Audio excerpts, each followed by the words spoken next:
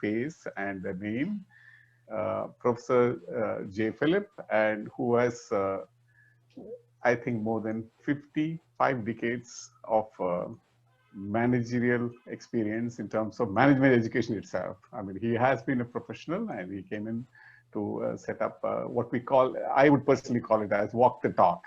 He is a gentleman who had come from the industry and then who came and set up a business school, and also has been steering the policy and the direction of business education in this country. We have the greatest pleasure and privilege of inviting you, Professor Philip, to our conference as a keynote speaker. Thank you so much, Professor. Thank you. Thank you, Thotatri. Thank you very much. Am I hearable, audible? Am I coming through? Yes, yes, Professor. You are. I'm coming through. All right. First, congratulations to you for doing this yearly feature. It's a fantastic contribution. And bringing all these gentlemen together from the West on your platform, it's a fantastic contribution. Thank you so much, It's Professor. spreading the message of accreditation, which is quality. So you asked us to speak on the cutting edge quality strategy. You know, the first one, accreditation. That is a sure way, a sure guaranteed way, cutting edge way of quality. But before that, let me go into 2-3 other things. One, I want to thank you for asking me to speak.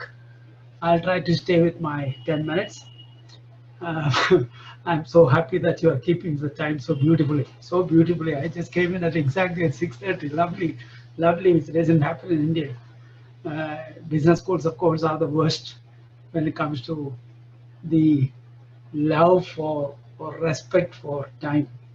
All right, 2-3 things. One, the organized attempt to accredit or drive quality came in 1995 when AICTE then chairman Dr. Khanna announced that so far we have in engineering education, we would like to move on to the management education too, and we are going to have a national seminar on accreditation in management education. Now he picked us up, XIME and Joe Philip, to run that seminar in 1995. I said 1995, 2005, 1995, 25 years ago. And we did the first national seminar for AICTE on accreditation in management education. Now, from that time onwards, I am in the field. And we had the NBA accreditation, I think in 2004. And then we had AC BSP accreditation. And now we're trying to get into EQUIS accreditation. So that's one part of what I tell you. And I always thought, looking at the way our people work on accreditation, that's the most disciplining thing that can happen to an academic institution. And in that disciplining thing, one of the fundamental questions which were never asked in many education institutions is, what are you trying to achieve? What is the kind of contribution that you're making? Drucker, in talking about the effective executive, said 5 things. And one of the things he said was that this effective executive keeps asking, what is your contribution? And I'm not sure that the business schools ask this question really. Okay, they you teach, students study, and they write the examination, they get a jobs and this, that, and that. Not beyond, not like the 3 stonecutters. You remember the 3 stonecutter story? Many of our business schools are like the first stonecutter said, I am making a living. Not like the 3rd stonecutter who said, I am building the best temple in the country. Most beautiful, elegant, smart, making a contribution. No, we haven't defined that yet. Now, so my first submission is this, accreditation. And particularly international accreditations is one guaranteed way to get to this cutting edge. Second, I'm pretty unconventional to my friends from the West. I have pretty unconventional. I have no PhD. And I came as director of IA in Bangalore. And at that time, no PhD was needed.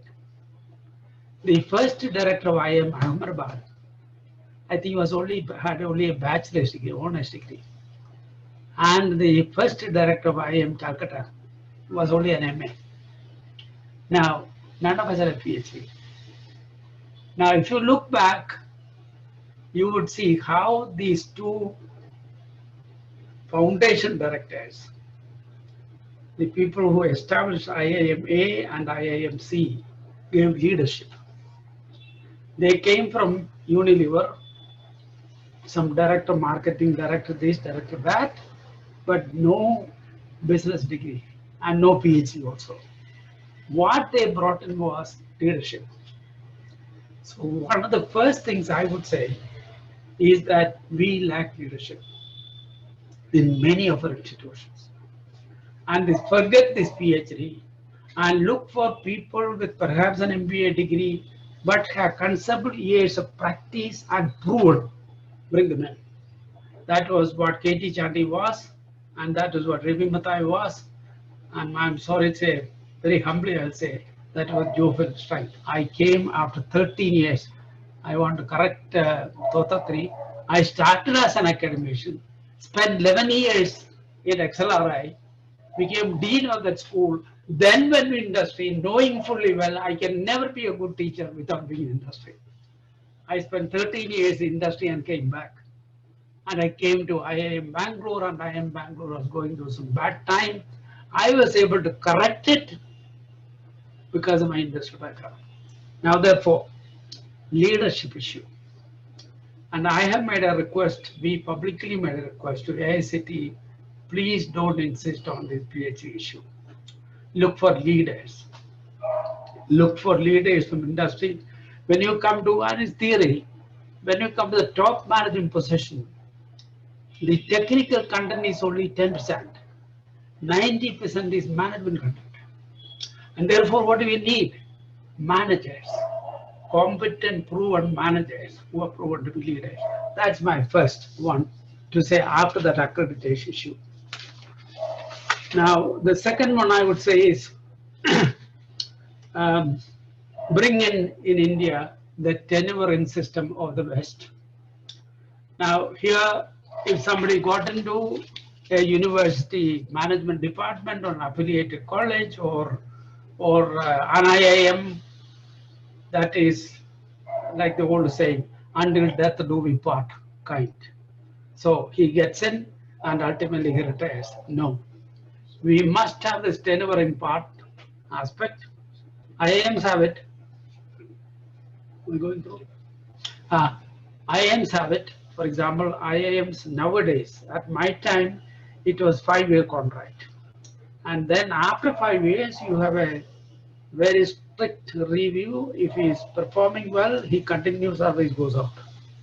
Now, at IIM Bangalore, I understand it is 3 years and then a 3 years. After 6 years, if the fellow doesn't perform, that's it. Right.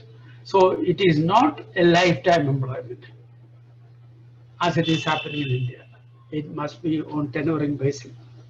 A third one I suggest is we did that at XIME. We had a high-level committee to review our performance after 20 years of existence.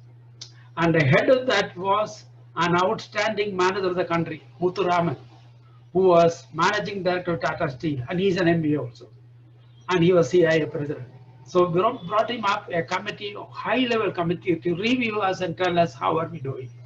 A mid-course correction. I think it must be done. And it is aims of that kind of practice, and it must be brought into every business school. Now, next one is based on a very interesting observation by an American observer of Indian education. His name is Philip Albach. We have the same name, but no relation. Philip Albach of Boston, is it almost time? Boston College, it's a Jesuit college, once said, Indian higher education scene is a sea of mediocrity. A sea of mediocrity, where islands of excellence could be seen. Same applies to management education, sea of mediocrity, where islands of excellence could be seen. And what do we do to correct that? Now, again, I plead with the ICT, autonomy, IIM, IIT model. Now, IIM, IIT model, it's over. Okay, IIM, IIT model is fascinating. I'm just finishing that sentence. Fascinating in the sense it's government founded and government funded. That's the end of it. Thereafter, it's a faculty runs it. You'll be surprised to see the autonomy that the IIMs and IITs have. Meaning what? You would never have worry about money. You have all the freedom. That is what is needed.